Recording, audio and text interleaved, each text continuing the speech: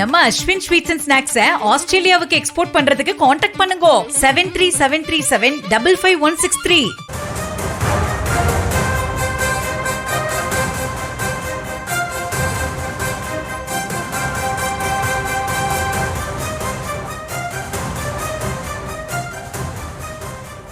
சபரிவர்மனின் கொலை வழக்கு தொடர்பாக தற்பொழுது அதிர்ச்சிகரமான தகவல்கள் வெளியாகி இருக்கிறது. அது தொடர்பான அண்மை செய்தியை பார்த்து வருகிறோம். நாகர்கோவில் சிறைச்சாலையில் விசாரணை கைதியாக இருந்த சபரிவர்மனின் கொலையில் சிபிசிஐடி போலீசார் விசாரணை நடத்தி வருகிறார்கள். இந்த நிலையில் பல்வேறு அதிர்ச்சி தரும் தகவல்கள் வெளியாகி இருப்பதாக கூறப்படுகிறது. முழுமையான விவரங்களோடு செய்தியாளர் சதாம் இணைந்திருக்கிறார். சதாம், வணக்கம். தற்போது கிடைக்கப்பட்டிருக்கும் தகவல்கள் என்னென்ன? வணக்கம். அதாவது இந்த சபரிவர்மன் அந்த கொலை சம்பந்தமாக தற்போது கூடுதல் தகவலானது வெளியாகியுள்ளது. சபரிவர்மனை கை கால்களை அதாவது லுங்கியால் கட்டி கொடூரமாக தாக்கியதாக கைதிகள் தாக்கியதாக தற்போது சிபிசிஐடி விசாரணையில் அதிர்ச்சிகரமான ஒரு தகவல் தற்போது வெளியாகியுள்ளது.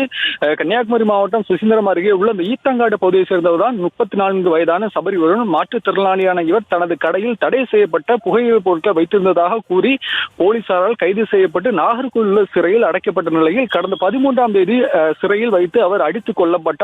இதில் 3 சிறை வார்டன்கள் அதே போல 8 கைதிகளுக்கு தொடர்பு இருப்பது தெரிய வந்ததை தொடர்ந்து கைது செய்யப்பட்ட வார்டன்கள் தற்போது நாங்குநேரி சிறையிலும் அதே போல 8 கைதிகள் பாளையங்கோட்டை சிறையிலும் அடைக்கப்பட்டுள்ளனர். தமிழகம் முழுவதும் பெரும் பரபரப்பை ஏற்படுத்திய இந்த சபரிவர்மன் கொலை வழக்கு தற்போது கடந்த சில தினங்களுக்கு முன்னதாக சிபிசிஐடி விசாரணைக்கு மாற்றப்பட்டு இது தொடர்பாக விசாரணை நடைபெற்று வருகிறது.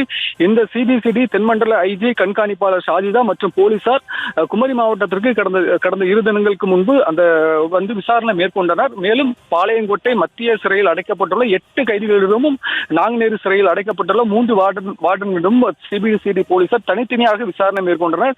போலீசார் நடத்திய இந்த மேற்கொண்ட விசாரணையில் அதிர்ச்சி தற்போது ஒரு கூடுதல் தகவல் வெளியாகிறது. அதாவது சம்பவத்தன்று இரவு சபரிவர்மன் தன் மனைவியும் அதே போல தன் குழந்தையும் பார்க்க செல்ல வேண்டும் என சிறையிலிருந்து சத்தம் போட்டுள்ளதாகவும் இது குறித்து பணியில் இருந்த சிறைவார்டனிடம் மற்ற கைதிகள் புகார் தெரிவித்துள்ளனர். அவர் சபரிவர்மனை கண்டித்தபோது தாக்கியுள்ளதாகவும் அதே போல அதன் பிறகும் அவர் சத்தம் போட்டதாக தெரிகிறது. இதனைத் தொடர்ந்து வார்டன்கள் தூண்டுதலின் பேரில் 8 கைதிகளும் சபரிவர்மனை தாக்க தொடங்கியுள்ளனர். ஒரு கட்டத்தில் லுங்கியால் அவருடைய இரு கைகளும் அதே போல கால்களையும் கட்டி வைத்து கொடூரமாக தாக்கியுள்ளதாக தற்போது தகவல் உள்ளன. அப்போது கையில் கட்டப்பட்டிருந்த லுங்கியை சபரிவர்மன் அவிழ்த்து உள்ளார். இதனால் ஆத்திரமடைந்த கைதிகள் லுங்கியை 2ஆக கிழித்து அதனை கைகளை மீண்டும் கட்டி அடித்து கண்மூடித்தனமாக அடித்துள்ளனர். இந்த கொடூர தாக்குதலில் சபரிவர்மன் இறந்தது சிபிசிஐடி விசாரணையில் தற்போது தெரிய வந்துள்ளது. இந்த விவகாரத்தில் 3 சிறைவார்டர்களும் அதேபோல 8 கைதிகளிடம் காவலில் எடுத்து விசாரிக்கவும் சிபிசிஐடி போலீசார் திட்டமிட்டுள்ளனர். விவரங்களுக்கு நன்றி சதா. நம்ம அஸ்வின் ஸ்வீட்ஸ் அண்ட் ஸ்நாக்ஸை ஆஸ்திரேலியாவுக்கு எக்ஸ்போர்ட் பண்றதுக்கு காண்டாக்ட் பண்ணுங்க 7373755163.